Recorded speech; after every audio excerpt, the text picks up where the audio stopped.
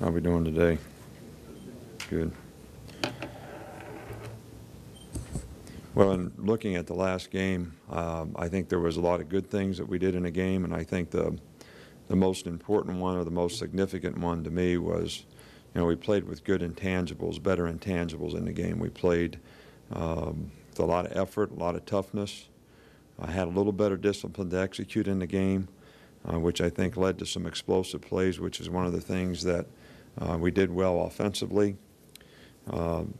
And certainly, I was really pleased and happy with the way the team responded to the challenge of finishing the season and playing well against a very good top 20 conference opponent. There's obviously some things that, we want to clean up and get better on. Still made, mental errors that led to negative plays on both sides of the ball. Ball security, the ball's on the ground in the last two games more than it's been all year. That's something that we need to address and practice, and practice those things so that they become the habits that carry over in the game. And the mental errors on both sides of the ball are things that we really need to clean up. And we always seem to see things that are different than maybe what we practiced, and with our little bit of lack of experience sometimes in certain positions, whether it be the offensive line or on defense, we get a little bit confused and have to make a lot of corrections. But we had a lot of players that played well in this game, and like to finish the game a little bit better from an overall standpoint. But we had some guys that played really well. Chance Warmack played very well, and Marquise Mays on offense, and Mark Barron and Robert Lester. And Robert was the, SEC Defensive Player of the Week. And Cade Foster, D. Miller, and Eddie Lacy did a good job on special teams. I do think that special teams made a difference in the game for us in field position, did a really good job in kickoff coverage, and,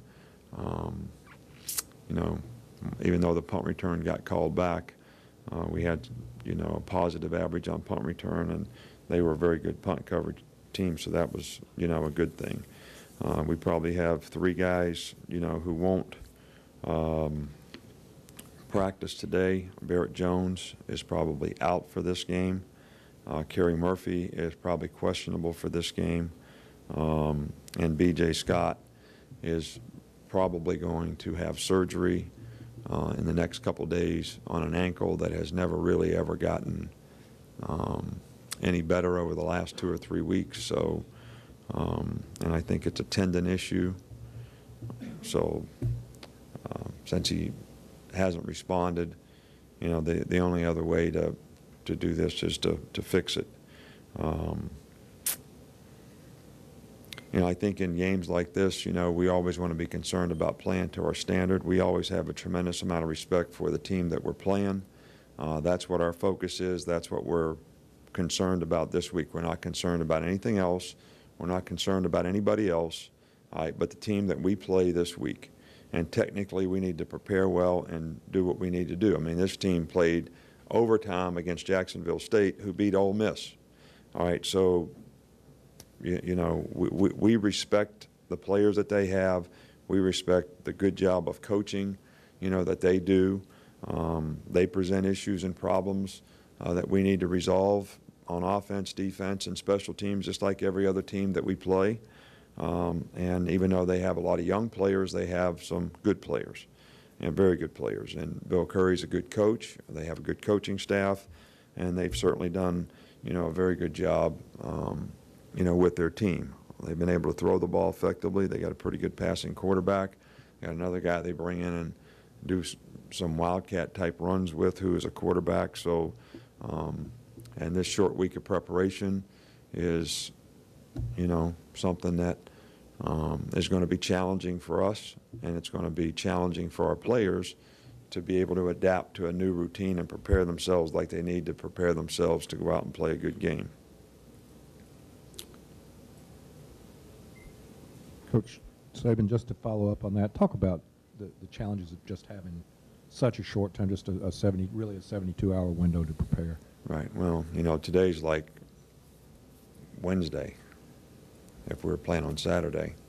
And but yet it's sort of a Monday practice, for us. But our approach is, we're going to cut practice down by 20 minutes or so each of the next 2 days, but try to do and cover the repetitions that we get versus the other team and the scout team in preparation for the other team on Tuesday and Wednesday, which will not put us on the practice field much longer than we are on Monday and Thursday of a typical week, and we'll practice in shells both days. And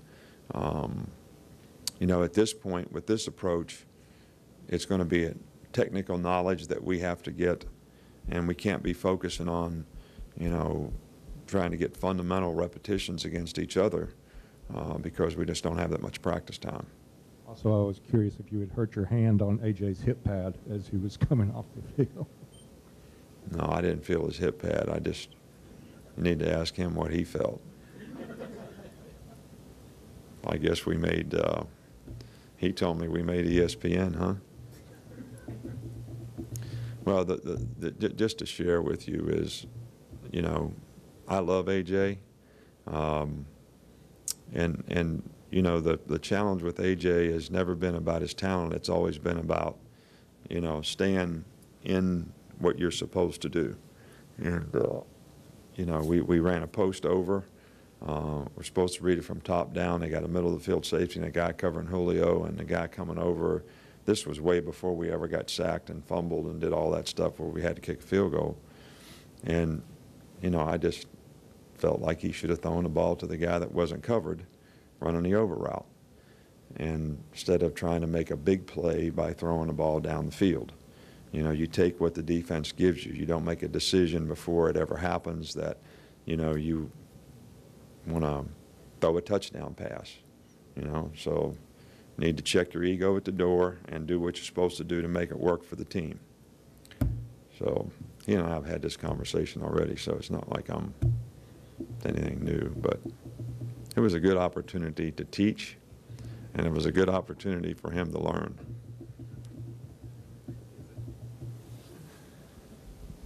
Coach, I was wondering if you could talk about the success that you guys had, it seemed, with those bigger plays to the right side of the line, and what the offensive line's impact was on those plays. Well, those plays were really sort of, I think the guys that created those plays were perimeter plays, and the key blocks on both of the plays, Julio's run and Mark's screen catch, were really the receivers, blocking on the perimeter. And in both cases, Hanks and Julio on Mark's run, and, Hanks and I forget who was in there on the other one. They were perimeter runs, speed sweep type plays, even though one was a screen pass. And, you throw them out there and you got to be able to block the people on the perimeter. And once you break the line, you got a good opportunity to get a big play. So, they're not things where the offensive line had to do something significant. In Julio's play, the offensive line actually blocked in the other direction, to give him the impression that we were going to run a stretch play, the other way. And then just, you talked about Barrett Jones probably out this week. What do you expect to do with that position? And then a little bit about the return of DJ Fluker and how he played. DJ did fine in the game, and, Anthony Steen did a pretty good job after he got settled down a little bit in, this game.